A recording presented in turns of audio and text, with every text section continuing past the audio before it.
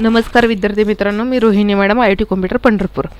आज आपण MSCIT new year 2025 मधील सेशन नंबर 46 पाहणार आहोत। सेशन नंबर 46 मधील नॉलेज चेकला क्लिक करा।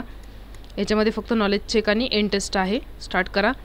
पहिला प्रश्न आहे, यूजर ChatGPTच्या डॅशबोर्डवरील कॉन्व्होकेशन हिस्ट्री या वैशिष्ट्याद्वारे आपल्या मागील संभाषणात पुन्हा बघू शकतो, बरोबर? ChatGPT 3.5 च्या तुलनेत ChatGPT 4 चे अनोखे वैशिष्ट्य काय? पर्याय क्रमांक 1। आणि ते कोलकाता येथील शिक्षक म्हणून काम करतात। त्यांना आपल्या उच्च माध्यमिक इयत्तामधील विद्यार्थ्यांना इतिहासाचा तास अधिक इंटरॅक्टिव्ह आणि आकर्षक बनवायचा आहे। ChatGPT त्यांना कशा प्रकारे मदत करेल? पर्याय क्रमांक 2। ChatGPT बनवताना कोणत्या नैतिक बाबींचा विचार करण्यात आलेला आहे? पर्याय क्रमांक 2। एस करा। हे रेड कलरचे नॉलेज चेक आहे, त्यामुळे ह्याला एकदाच सोडवायला चान्स आहे। तुम्ही पुन्हा किती वेळा सोडवल तर मार्क अपडेट होणार नाहीत। पहिल्यांदा जेवढे पडतील तेवढेच मार्क गृहीत धरले जातील। व्यवस्थित सोडवा। पुढचा नॉलेज चेक आहे ॲप्लिकेशन ऑफ ChatGPTच्या खाली। नॉलेज चेकला क्लिक करा। स्टार्ट करा।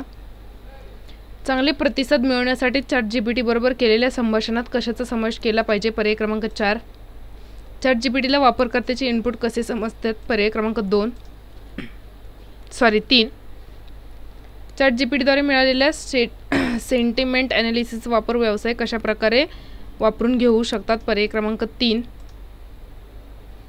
डेटा विश्लेषणमध्ये ChatGPT भूमिका कोणती असते? पर्याय क्रमांक 2। सबमिट करा। एस करा। End exam. कन्फर्म। ओके।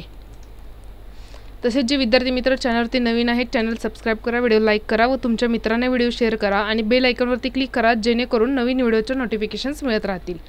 पुढचा नॉलेज चेक इथं मराठीमधला आहे, त्याला क्लिक करा। ओके करा। स्टार्ट करा। AI कडे धोका म्हणून पाहण्याऐवजी आपण त्याच्याकडे कसे पाहिले पाहिजे? पर्याय क्रमांक 1।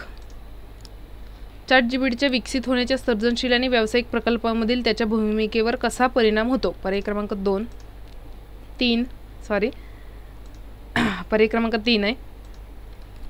पार्टीचे नियोजन करण्याच्या ChatGPT कोणती अनोखी मदत करतो? पर्याय क्रमांक 3 पर्याय क्रमांक 1। सबमिट। करण आपल्या कुटुंबासोबत केरळला जाण्याचे नियोजन करतो आहे। ChatGPT सुट्टीच्या नियोजनामध्ये कशा प्रकारे मदत करू शकेल? पर्याय क्रमांक 2।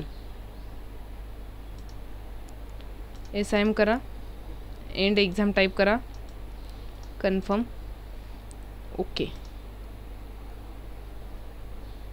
पुढे ब्लॅक मधले नॉलेज चेक आहेत, नाही सोडलं तरी चालतात। डायरेक्ट सेशन कंप्लीशन टेस्ट चालू करूयात आपण। स्टार्ट करा। नेक्स्ट पहिला प्रश्न आहे, सॅटेलाइट कम्युनिकेशन कसे कार्य करते? पर्याय क्रमांक 2 पृथ्वीभोवती फिरणाऱ्या उपग्रहांचा वापर करून। मोडेम या शब्दाचे पूर्ण रूप काय आहे? पर्याय क्रमांक 2 मॉड्युलेटर आणि डिमॉड्युलेटर। कोणता मोडेम स्टँडर्ड फोन लाईन वापरतो? पर्याय क्रमांक 2 DSL मोडेम। ADSL म्हणजे काय?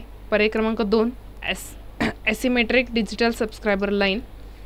कम्युनिकेशन चॅनल म्हणजे काय? पर्याय क्रमांक 2 संदेश वाहून नेणारे माध्यम। कोणती सेल्युलर सेवा व्हॉइस ट्रान्समिशनसाठी ॲनालॉग सिग्नल वापरते? पर्याय क्रमांक 1G। मॉडेमचा वेग मोजण्यासाठी कोणते एकक वापरले जाते? Mbps। पर्याय क्रमांक 2।